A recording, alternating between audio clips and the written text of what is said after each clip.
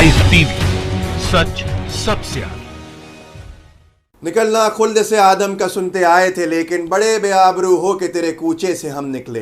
दोस्तों, मैं अब्बास हफीज हूं। ऐसा ही कुछ हुआ है भारतीय जनता पार्टी के साथ आज के राज्यसभा चुनाव में। आज के राज्यसभा चुनाव के परिणामों के बाद भारतीय जनता पार्टी का राज्यसभा में बहुमत का सपना एक बार फिर चकनाचूर हो गया है, धराशायी हो गया है और भारतीय जनता पार्टी इस बार फिर बहुमत के आंकड़े तक नहीं पहुंच पाई, बल्कि बहुत दूर रह गई है। दोस्तों, 123 सीटें चाहिए भारतीय किसी भी पार्टी को, किसी भी अलायंस को राज्यसभा में बहुमत के लिए। भारतीय जनता पार्टी के पास आज के चुनाव के बाद भी कुल 83 सीटें आई हैं, जो बहुमत के आंकड़े से बहुत दूर है। 80 और 3 बहुमत के आंकड़े तक पहुंचने में नाकाम रही है भारतीय जनता पार्टी, और उसके दलों का, सहयोगी दलों का मिला के भी बहुमत का आंकड़ा छूने में खासे नाकाम है पूरा अलायंस ही। दोस्तों, आज 24 राज्यसभा सीटों पर चुनाव था। 10 सीटें जीतने में सफलता पाई है भारतीय जनता पार्टी ने, जबकि आधी से भी कम सीटें होती हैं ये भाजपा बाकी सारी सीटों पर सफलता नहीं पाई उसने, और कुल 24 में से 10 सीटें जीत पाई। इसके साथ ही उसका राज्यसभा का बहुमत का ख्वाब एक बार फिर चकनाचूर हो गया। दोस्तों, मैं आपको प्रदेश वाइज बताना चाहता हूं, प्रदेशवार किन किन प्रदेशों में कितनी कितनी सीटें किस पार्टी ने जीती। उससे पहले यह भी बहुत महत्वपूर्ण है कि इन 10 प्रदेशों में मणिपुर में क्या हुआ। जहां राज्यसभा के चुनाव थे, वहां लोकतंत्र की हत्या दिन दहाड़े भाजपा के विधायक जो स्पीकर हैं मणिपुर असेंबली के, उनके द्वारा करते हुए देखा गया, जो इतिहास में कभी नहीं देखा गया होगा। दोस्तों, मणिपुर की एक सीट है राज्यसभा की जिस पर चुनाव होना था। कांग्रेस के 7 एमएलए को हाईकोर्ट ने विधानसभा परिसर में जाने से वर्जित कर दिया था, क्योंकि इन्होंने कांग्रेस को छोड़ने का कहा था, इस्तीफा दे दिया था। कांग्रेस पार्टी इनकी विधायकी के खिलाफ मणिपुर हाईकोर्ट गई थी कुछ वक्त पहले। वहां मणिपुर हाईकोर्ट ने यह फैसला दिया था कि ये 7 के 7 विधायक मणिपुर विधानसभा में दाखिल नहीं हो सकते हैं। इनमें से 7 में से कुछ दिन से 4 विधायकों ने यह कहना शुरू कर दिया था कि वो कांग्रेस में दोबारा लौटना चाहते हैं और वो इस्तीफा अपना वापस लेना चाहते हैं, जबकि 3 जो विधायक थे मणिपुर के, इनमें दोस्तों इन्होंने यही कहा था कि हम कांग्रेस में नहीं बल्कि हम भाजपा को ही वोट करना चाहते हैं राज्यसभा में, और हम भारतीय जनता पार्टी ही ज्वाइन करना चाहते हैं। दोस्तों, स्पीकर ने वो किया जिसकी कोई कल्पना भी नहीं कर सकता। जो 4 कांग्रेस में लौटना चाहते थे, उनको एंट्री उनकी प्रोहिबिटेड रखी, वर्जित रखी, उनको अंदर नहीं आने दिया, जबकि 3 विधायक जिनकी एंट्री को हाईकोर्ट मणिपुर ने बैन किया हुआ था, उनको उनके ये कहने पर कि वो भाजपा को ही वोट देंगे राज्यसभा में, विधानसभा अध्यक्ष ने उनको अनुमति दे दी और उन्होंने वोट किया। दोस्तों, आप सोच सकते हैं, कल्पना कर सकते हैं कि राज्यसभा के लिए भारतीय जनता पार्टी का स्तर कितना गिर सकता है। ये आप मणिपुर से अंदाजा लगा सकते हैं। तो मणिपुर की जो एक सीट थी वो भारतीय जनता पार्टी जीत गई। उसके बाद आते हैं मध्य प्रदेश में। मध्य प्रदेश के अंदर भारतीय जनता पार्टी 2 सीटें जीती राज्यसभा की और 1 सीट कांग्रेस पार्टी जीती। वहीं राजस्थान में गेम पूरा उल्टा था। राजस्थान में बड़े बड़े दावे भारतीय जनता पार्टी करती आ रही थी, लेकिन उस दावों को चकनाचूर होना पड़ा जब परिणाम आए। 2 सीटें कांग्रेस ने जीती राज्यसभा की राजस्थान में, और 1 सीट पे भारतीय जनता पार्टी सिमट के रह गई।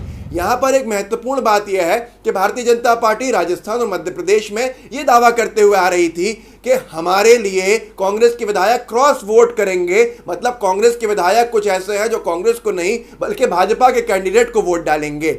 वहां उनके दावे खोखले निकले जब मध्य प्रदेश के 2 विधायकों ने दिग्विजय सिंह जी को वोट कर दिया, क्रॉस वोटिंग करके। वो भाजपा के विधायक थे। अब यहां कहा जा रहा है गलती से हो गया, जैसे भी हुआ, पर अंतरकला भारतीय जनता पार्टी में देखने को मिली। दोस्तों, गुजरात में भारतीय जनता पार्टी ने पूरे चुनाव को उलझा के रख दिया। कैसे?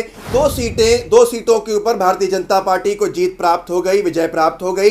1 सीट कांग्रेस ने जीत ली। 4थी सीट पर टफ मुकाबला था, जिसमें भारतीय जनता पार्टी ने वो सारे हथकंडे अपनाए जीतने के लिए, लेकिन वो सीट फंस गई है। कई विधायकों के इस्तीफे भी कराए गए, क्रॉस वोटिंग की भी बातें सामने आ रही हैं, क्योंकि सीधे सीधे अपील में चले गई कांग्रेस के इसके परिणाम होल्ड किए जाएं। तो अब भारतीय जनता पार्टी के पास 2 सीटें गुजरात के अंदर आई हैं और 1 सीट कांग्रेस के खाते में गई है, लेकिन 1 सीट पर संशय बना हुआ है, क्योंकि उसके रिजल्ट को रोक दिया है, क्योंकि सारी डिस्क्रिपेंसी जो वहां पर हुई थी उसके खिलाफ अपील की गई है। इसके साथ साथ राजस्थान में आपको बता चुका मैं, कर्नाटका में जो हुआ है वो ये हुआ है कि 2 सीटें भारतीय जनता पार्टी ने जीती हैं, 4 सीटें थी वहां पर, और 2 सीटें बराबरी के साथ जेडीएस और कांग्रेस जीतने में सफल रहा है। वहां पर पूर्व प्रधानमंत्री देवेगौड़ा जी भी वहां से गए हैं, मल्लिकार्जुन खड़गे जो कद्दावर नेता हैं कांग्रेस के, वो भी वहां से गए हैं। अब यहां पर पूरा का पूरा मामला साफ दिखता है कि कांग्रेस और बीजेपी यहां बराबर बराबर की स्थिति में है। जो बीजेपी कहती है कि हम ही सिर्फ अकेले हैं।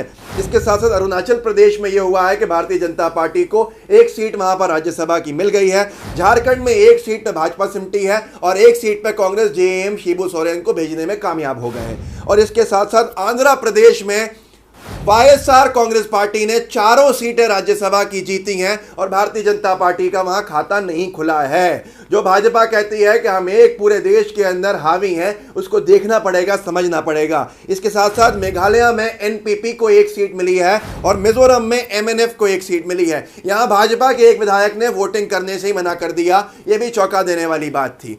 दोस्तों, अब सबसे महत्वपूर्ण यह है कि भारतीय जनता पार्टी इतनी कोशिशें क्यों करती है राज्यसभा के चुनाव जीतने के लिए। दोस्तों, राज्यसभा इसलिए महत्वपूर्ण है कि भाजपा जो अपने प्रोपेगेंडा के बिल लाना चाहती है वो लोकसभा से पास होकर राज्यसभा में रुक जाते हैं, क्योंकि राज्यसभा में बहुमत नहीं है, भाजपा के पास भी नहीं है और एनडीए के मिला के बहुमत नहीं होता है। 83 सीटों में भारतीय जनता पार्टी सिमटी हुई है।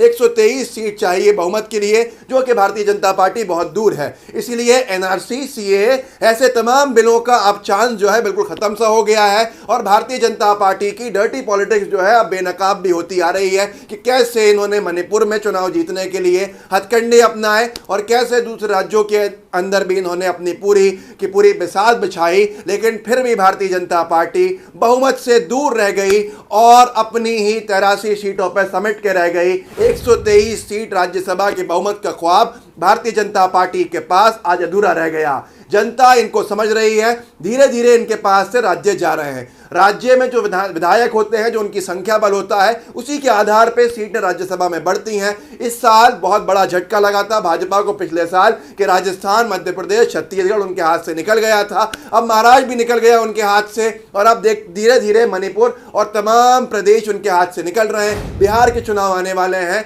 ये भी भारतीय जनता पार्टी के हाथ से जाने वाला है। जैसे जैसे भाजपा का पतन शुरू हुआ है, वैसे वैसे भारतीय जनता पार्टी 83 से आगे नहीं बल्कि अगले आने वाले चुनाव में पीछे जाती जाएगी और बहुत जल्दी ऐसा भी हो सकता है कि भाजपा अल्पमत में भारतीय जनता पार्टी राज्यसभा के अंदर आ जाए। ये भी बड़ी बात नहीं होगी, क्योंकि धीरे धीरे राज्य में ये एक्सपोज हो रही है। बंगाल से सवाल नहीं उठता भाजपा को सीटें मिलने का। जो आगे चुनाव होंगे उसमें आप समझ सकते हैं कि भाजपा, ये वो चुनाव थे जहां भाजपा शासित राज्य भी थे और भाजपा के किला कहलाने वाले राज्य भी थे। आने वाले समय भारतीय जनता पार्टी के लिए बहुत दुख दर्द लेकर आ रहा है, लेकिन भाजपा खुशियां मना के दिखाती है कि उसकी जीत हुई है। पर आप समझ लीजिए 24 सीटें राज्यसभा की थी, जिनमें से 10 सीटों के ऊपर भाजपा सिर्फ अपना कैंडिडेट जिता पाई है। 14 सीटें भाजपा हारी है, जो आधी से भी कहीं ज्यादा है। तो आप समझ सकते हैं कि एनआरसी, सीएए का क्या हाल होना है अब आगे आने वाले समय में। वो इससे साफ स्पष्ट होता है कि राज्यसभा का बहुमत इनके पास नहीं है। दोस्तों, ये वीडियो पसंद आया हो तो आगे शेयर कीजिए, इसको सब्सक्राइब कीजिए लाइव टीवी को हमारे, और बेल आइकन दबाइए। जय हिंद, जय भारत। लाइव टीवी, सच सबसे आगे।